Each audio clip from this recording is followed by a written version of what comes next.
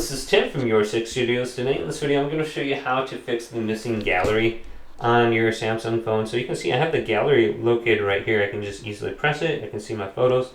Now if it's missing, the easiest way to just find this again is scroll up and go to search and just type in gallery right here. You might be able to find it, and you can just put this to the home screen. Very easy. You can locate it on your phone too. And then if you can't find it still and it's missing completely, you can find a different gallery really easy just by going to the Google Play Store.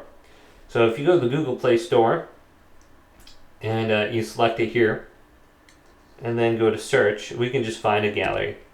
So just type in gallery, and the best one is probably the Google Gallery. So you don't want to get photos, don't go to Google Photos, just get the gallery right here, this one.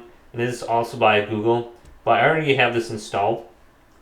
And it's right here next to gallery, and it'll be basically the same thing.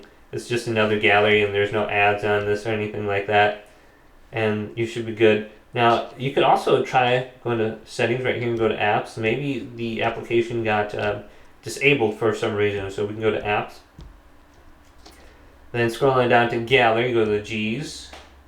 So let's go to G, and here's Galaxy Store, and I'm looking for gallery, files by Google. Here's gallery. So this might have got like disabled somehow, whatnot. So there might be an option right there, manage app if unused or something like that. So you can just go in here, and here's some permissions. Maybe you have to accept a permission for whatever reason, but just make sure it's not disabled. And it looks like we are good to go here. But so you can find it right here, and you should be able to open it up. Hopefully this video did indeed help you out. Did leave it a big thumbs up and subscribe to my channel down below.